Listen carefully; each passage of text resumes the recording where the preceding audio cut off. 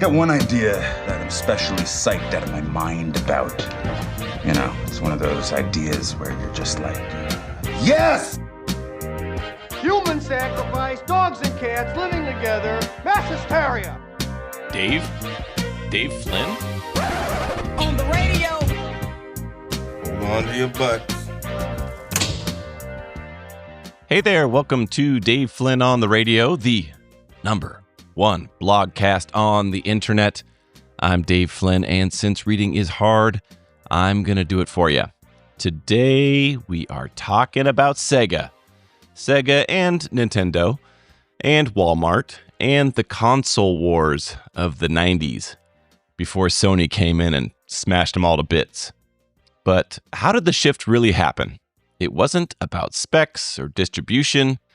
It was about moving away from cozy relationships and perceived utility and towards brand and reputation and actually caring and understanding your customers. This episode will help you understand why relationships can blind decision makers, why evidence alone isn't enough to change minds, and why the real power in most business decisions sits outside of the conference room. We'll draw on insights from the legendary Tom Kalinske at SEGA, lessons from Walmart, David Ogilvy, even Josh Baskin from Big, all to show how customers, not executives, ultimately decide what is going to win. This is a story I've known and loved for quite a while, even though I was a Nintendo kid growing up.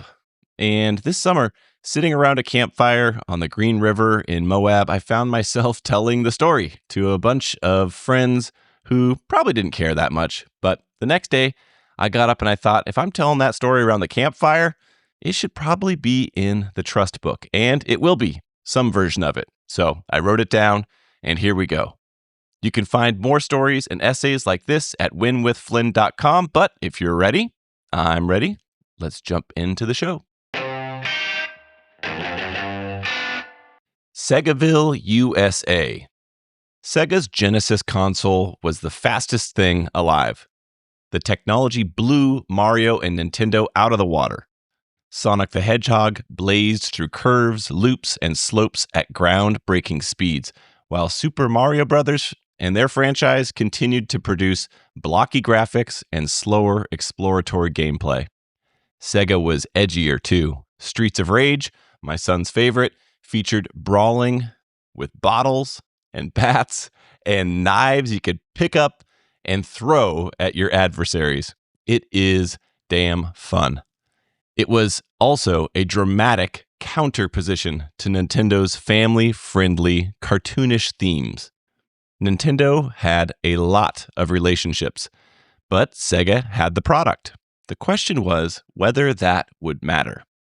Sega was gaining ground. They were making noise in the industry, but there was one fortress they couldn't crack: Walmart. The retail giant wouldn't give them the time of day. Nintendo had the shelf space locked down with exclusive deals and long-standing relationships. Walmart's buyers felt secure in that arrangement, confident they knew the market, confident they already had the right partner. Tom Kalinske, Sega of America's CEO, made multiple trips to Walmart's headquarters in Bentonville, Arkansas, but each time he walked away empty-handed, taking the war to Walmart's doorstep. On one visit, he asked the electronics merchant, "How much do you know about video games?" "Pretty much whatever Nintendo tells me," the man replied. That was the problem. Walmart wasn't evaluating products. They were taking Nintendo's word for it. The relationship was the decision. Kalinske knew that getting shelf space at the world's largest retailer was priority number one, so he leaned into Sega's ethos of doing things differently. Kalinske had been tracking the buzz for months. The Super Nintendo, branded the Super Famicom in Japan, had launched to pandemonium, selling out in less than a day. The US release was imminent, but Sega's engineers, they had gotten their hands on one. They tested it, and the experience did not live up to the hype. So Kalinske made another trip to Bentonville, this time with Shinobu Toyota, his Sega of Japan liaison. But they weren't bringing a Genesis or demoing the latest Sega titles. This time, Kalinske wanted to show Walmart the Super Nintendo.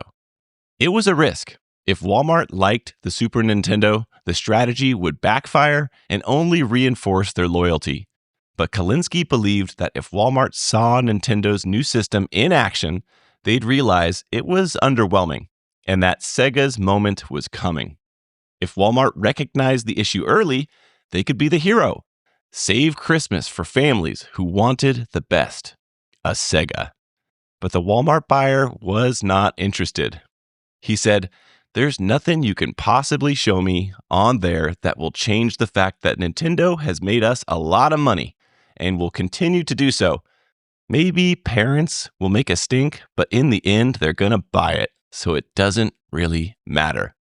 Kalinske and Toyota realized there was nothing they could do to change his mind. Not there, not that day. Seeing was believing, but Walmart wasn't even willing to see what was right in front of their face. Expertise and evidence did not matter. They trusted Nintendo. And for good reason. Nintendo had always come through and carried a sterling reputation. Kalinske and Toyota left the meeting without striking a deal. The strip mall gambit. On the way to the airport, Toyota told their cab driver, "Hey, stop here." The car idled in front of a strip mall. Toyota led Kalinske towards an empty storefront with a "for rent" sign. He didn't need to say a word. Kalinske saw it immediately. The location was perfect. Centrally located, close to Walmart headquarters, right next to a major highway. He stared at the empty space and let his mind fill it in. Genesis consoles lined up against every wall. Kids crowded around the screens. And the best part, they wouldn't be selling anything. "They'll come and play for free," Toyota said. "Every day of the week," Kalinske added, "for as long as they like, and as long as it takes." Kalinske backed up a few steps and glanced up at a restaurant billboard. "Look," he said. Toyota saw it right away. Billboards, bus stops, park benches. They were going to cover every inch of this town in ads telling people where to play. They were going to turn Bentonville into Segaville. They had no idea if it would work, but it would force Walmart to just take off the blinders and at least look at what Sega wanted them to see. The first move was the arcade. No quarters, no sales pitches, just the vision brought to life. Crowds gathered, controllers hot in their hands. But these weren't just any kids. They were Walmart kids, the children of Walmart executives, the same ones who'd refused to put Sega on the shelves. A month passed and Walmart hadn't flinched. So Kalinske doubled down. He sent his executive assistant, Deb Hart, to Bentonville with a mission: bring Segaville to life. Sonic and friends lining every road leading to Walmart headquarters. Radio spots. She bought up every available billboard in town, handed out flyers on the streets, and even got Sega logos on every seat cushion at Razorback Stadium. It was a calculated invasion.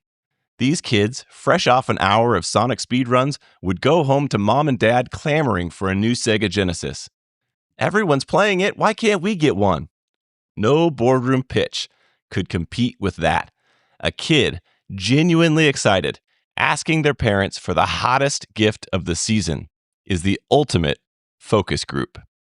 And once those parents caved, they'd go to the aisles of their very own Walmart store, and they wouldn't find that console anywhere in sight. Sega understood that more decisions get made around the dinner table than at the boardroom table. What's fun about that? David Ogilvy, the legendary ad man, once said, "The consumer isn't a moron, she's your wife."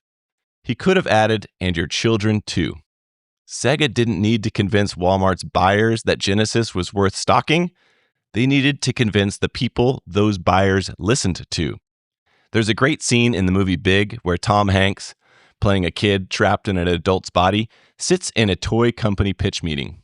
While executives drone on about the transformer market and revenue projections, Hanks plays with the latest toy, a building that transforms into a robot, before eventually asking, what's fun about that? It turns from a building into a robot, right? Precisely. Well, what's fun about that? Well, if you had read your industry breakdown, you would see that our success in the action figure area has climbed from 27% to 45% in the last 2 years. There, that might help. Oh.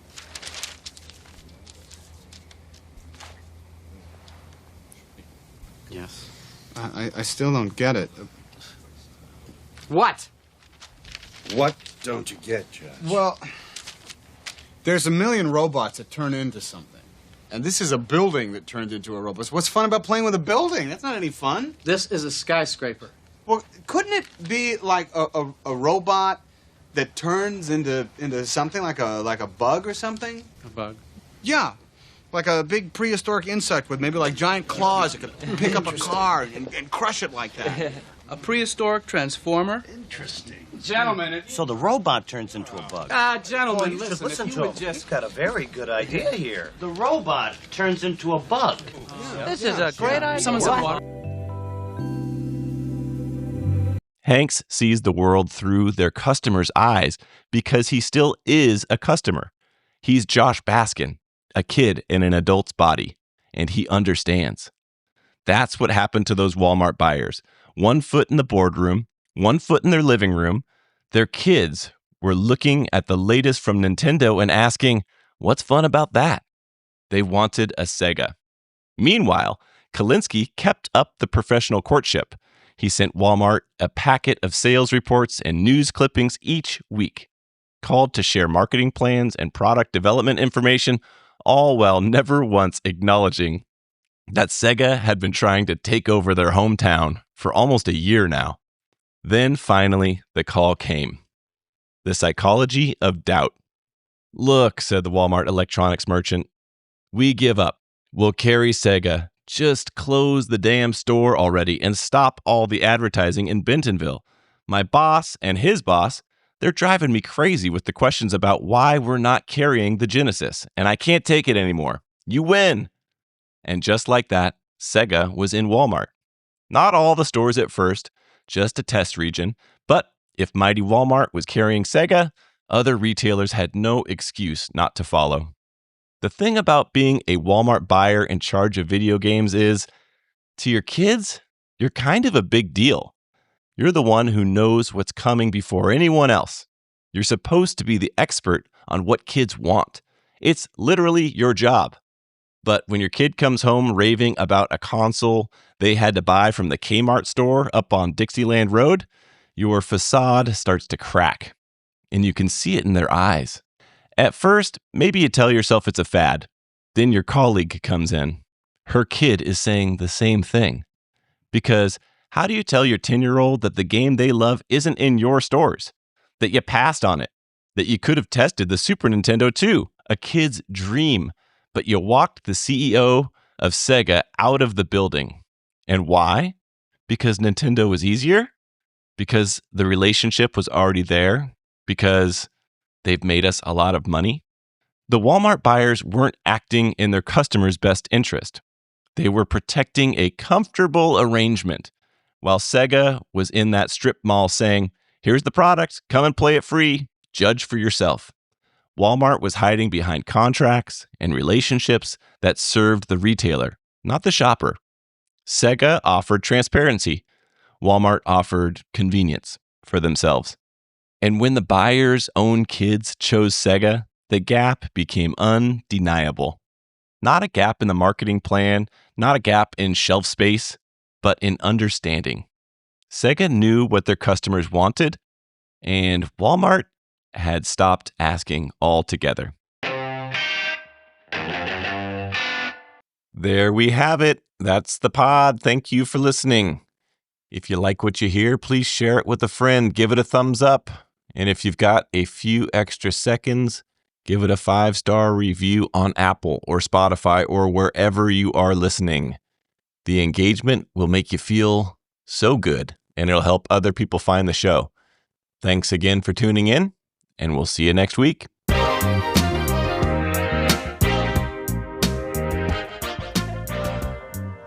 right, there you go, America. I love you. I'm proud of you. I mean it. We gotta go. We gotta go. This is great.